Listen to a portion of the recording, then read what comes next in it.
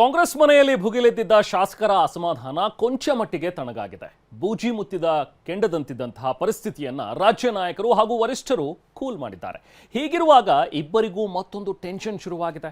ಮೊನ್ನೆಯಷ್ಟೇ ನೂತನ ಸಚಿವರಾಗಿ ಪಟ್ಟ ಗಿಟ್ಟಿಸಿಕೊಂಡವರು ತಮಗೆ ಇಂಥದ್ದೇ ಖಾತೆ ಬೇಕು ಅಂತ ಈಗ ಡಿಮ್ಯಾಂಡ್ ಇಟ್ಟಿದ್ದಾರೆ.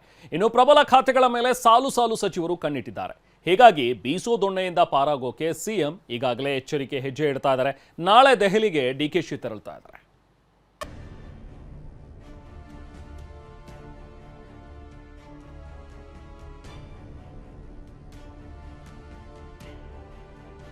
ಡಿಕೆಶಿ ಸಂಪುಟ ರೆಡಿ ಆಯಿತು. ನೂತನ ಸಚಿವರ ಪದಗ್ರಹಣವೂ ಮುಗಿದೋಯ್ತು. ಅಸಮಾಧಾನಿತರ ಬೇಸರ ಕೊಂಚ ತಣ್ಣಗಾಯಿತು. ಈ ಬೆಳವಣಿಗೆಗಳ ನಡುವೆ ಕೈ ನಾಯಕರಿಗೆ ಮತ್ತೊಂದು ಟೆನ್ಷನ್ ಶುರುವಾಗಿದೆ. ತಮಗೆ ಇಂಥದ್ದೇ ಖಾತೆ ಕೊಡಿ ಅಂತ ನೂತನ ಸಚಿವರು ಪಟ್ಟು ಹಿಡಿದಿದ್ದಾರೆ. ಪ್ರಬಲ ಖಾತೆಗಳಿಗಾಗಿ ಒಳಗೊಳಗೆ ಬೇಡಿಕೆಯ ಅಸ್ತ್ರಗಳನ್ನ ಹೂಡುತ್ತಿದ್ದಾರೆ.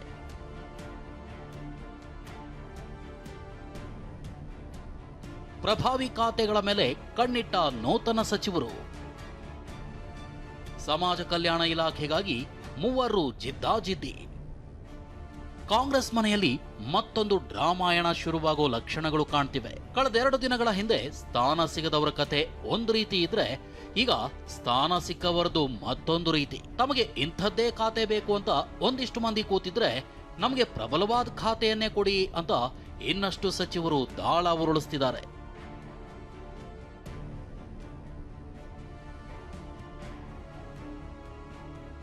ಹಾಗಾದ್ರೆ ಯಾರ್ಯಾರು ಯಾವ್ಯಾವ ಖಾತೆ ಮೇಲೆ ಕಣ್ಣಿಟ್ಟಿದ್ದಾರೆ ಅಂತ ನೋಡೋದಾದ್ರೆ,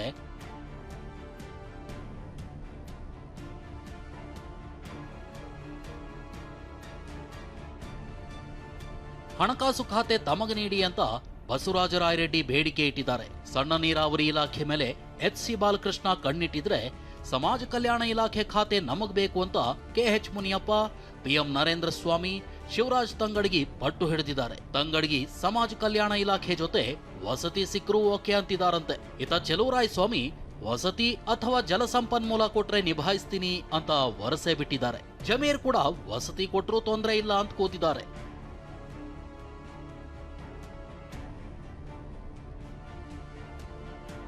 ಸಚಿವ ಮುನಿಯಪ್ಪಗೆ ಸಿಗುತ್ತಾ ಸಮಾಜ ಕಲ್ಯಾಣ ಖಾತೆ? ಸದ್ಯ ಆಹಾರ ಸಚಿವರಾಗಿರೋ ಮುನಿಯಪ್ಪ ತಮ್ಮ ಖಾತೆ ಬದಲಾವಣೆ ಮಾಡಿ ಅಂತ ರಾಹುಲ್ ಗಾಂಧಿ ಎದುರು ಬೇಡಿಕೆ ಇಟ್ಟಿದ್ದಾರಂತೆ. ರಾಹುಲ್ ಗಾಂಧಿ ಕೂಡ ಮುನಿಯಪ್ಪ ಮನವಿಗೆ ಸಕಾರಾತ್ಮಕವಾಗಿ ಸ್ಪಂದಿಸಿದ್ದಾರೆ ಅಂತ ಖುದ್ದು ಸಚಿವರೇ ಮಾಧ್ಯಮ ಪ್ರಕಟಣೆಯಲ್ಲಿ ಹೇಳಿಕೊಂಡಿದ್ದಾರೆ.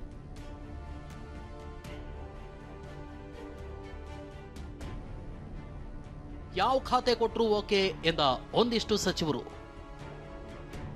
ಖಾತೆ ವಿಚಾರವಾಗಿ ರಿಯಾಕ್ಟ್ ಮಾಡಿದ ಜಮೀರ್, ಬಾಲಕೃಷ್ಣ ಯಾವ ಖಾತೆ ಕೊಟ್ರೂ ಓಕೆ ಅಂದ್ರು. ಸೌದಿ ಮಾತನಾಡಿ, ಬಿಎಸ್ವೈ ಸಿಎಂ ಆಗಿದ್ದಾಗ 2 ತಿಂಗಳು ಖಾತೆ ಹಂಚಿಕೆ ಆಗಿರ್ಲಿಲ್ಲ ಅಂದ್ರು. ಈಗ ನನಗೆ ವಸತಿ ಖಾತೆ ಕೊಟ್ಟರು, ನಾನು ನಿಭಾಯಿಸಿದ್ದೀನಿ. ಇನ್ನು ಯಾವ ಖಾತೆ ಕೊಟ್ಟರು ನಾನು ನಿಭಾಯಿಸ್ತೀನಿ. ನಾನು ಮುಂಚಿನ ಮಾಧ್ಯಮದಲ್ಲಿ ಹೇಳಿದ್ದೀನಿ, ನಮ್ಮ ಪಕ್ಷ ಹೈಕಮಾಂಡ್ ಪಕ್ಷ, ನಾವೆಲ್ಲ ಬೇಡಿಕೆ ಇಡ್ಬೋದು, ಕೊಡೋರು ಹೈಕಮಾಂಡು, ನಾವು ಯಾರೂ ಇಲ್ಲ. ಹೈಕಮಾಂಡ್ ಏನು ಯಾವ ಖಾತೆ ಕೊಡ್ತಾರೆ ಆ ಖಾತೆನ ಮುಖ್ಯಮಂತ್ರಿ ನಾನು ಕೊಡ್ತಾರೆ, ಅದು ನಾನು ನಿಭಾಯಿಸ್ತೀನಿ. ಮುಖ್ಯಮಂತ್ರಿನೇ ನಮ್ಮವರು, ನನ್ನ ಎಲ್ಲ ಖಾತೆನೂ ನಂದೆ. ನಾನು ಯಾಕೆ ಖಾತೆ ಕೇಳಲಿ? ಮುಖ್ಯಮಂತ್ರಿಗಳು ನಮ್ಮವರಾದ್ಮೇಲೆ ನನ್ನ ಖಾತೆ ಕಟ್ಕೊಂಡು ನನಗೆ ಏನಾಗಬೇಕು? ನನ್ನ ಕ್ಷೇತ್ರ ಕೆಲಸ ಆಗಬೇಕು ಇಂಪಾರ್ಟೆಂಟು, ನನ್ನ ಜಿಲ್ಲೆ ಅಭಿವೃದ್ಧಿ ಆಗಬೇಕು ಇಂಪಾರ್ಟೆಂಟು. ನಾನು ಈ ರಾಜ್ಯದ ಜವಾಬ್ದಾರಿ ನೋಡ್ಕೊಳ್ಳೋಕೆ ಮುಖ್ಯಮಂತ್ರಿ ಇದ್ದಾರೆ ನಮ್ಮ ಜಿಲ್ಲೆಯಿಂದ.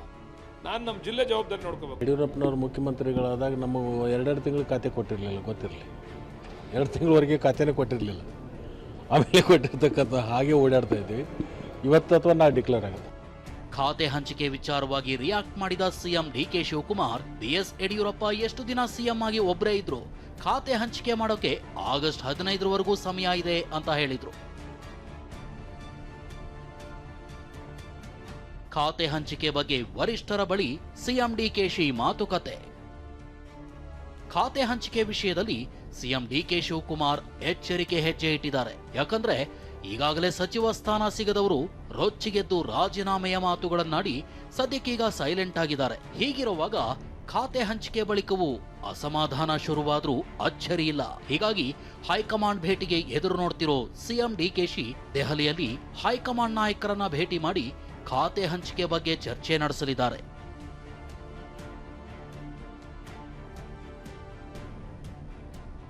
ನಾಗೇಂದ್ರಗೆ ಸಚಿವ ಸ್ಥಾನ ಕೊಟ್ಟಿದ್ದಕ್ಕೆ ಬಿಜೆಪಿ ಬೆಂಕಿಯುಂಡೆ. ಸರ್ಕಾರದ ವಿರುದ್ಧ ಹೋರಾಟಕ್ಕೆ ರಾಜ್ಯ ಕೇಸರಿ ಪಡೆ ಸಜ್ಜು. ಖಾತೆ ಹಂಚಿಕೆ ಚರ್ಚೆ ನಡುವೆ ಬಿಜೆಪಿ ಕಾಂಗ್ರೆಸ್ ಅನ್ನ ಇಕ್ಕಟ್ಟಿಗೆ ಸಿಲುಕಿಸೋಕೆ ಪ್ಲಾನ್ ಮಾಡಿಕೊಂಡಿದೆ. ವಾಲ್ಮೀಕಿ ನಿಗಮದಲ್ಲಿನ ಅಕ್ರಮ ಪ್ರಕರಣವನ್ನ ಮತ್ತೆ ಕೆದಕಿ ನಾಗೇಂದ್ರ ವಿರುದ್ಧ ಸಮರ ಸಾರೋಕೆ ಸಜ್ಜಾಗಿದೆ. ಇದಕ್ಕೆ ತಿರುಗೇಟು ಕೊಟ್ಟ ಸಿಎಂ ಡಿಕೆಶಿ ಅವ್ರಿಗೆ ಒಳ್ಳೇದಾಗ್ಲಿ ಅಂತ ಕಿಚಾಯಿಸಿದ್ರು. ಇನ್ನ ನಮ್ಮ ರಾಜ್ಯ ನಾಡದ್ರಲ್ಲಿ ನಮ್ಮ ರಾಜ್ಯ ಅಧ್ಯಕ್ಷರು ನಾವೆಲ್ಲ ಸೇರ್ತಾ ಇದ್ದೀರಿ. ಎಲ್ಲ ವಿಚಾರಗಳು ಬಂದಿದೆ, ಎಲ್ಲಾನು ವಿಚಾರಗಳು ಬಂದಿದೆ, ಚರ್ಚೆ ಆಗಿದೆ. ಯಾವ ರೀತಿ ಹೋರಾಟ ತೆಗೆದುಕೊಳ್ಬೇಕು ಅದನ್ನ ಮತ್ತೆ ತೀರ್ಮಾನ ಮಾಡಿ ಮತ್ತೆ ಇನ್ನೊಂದು 3 ದಿನ ಆದ್ಮೇಲೆ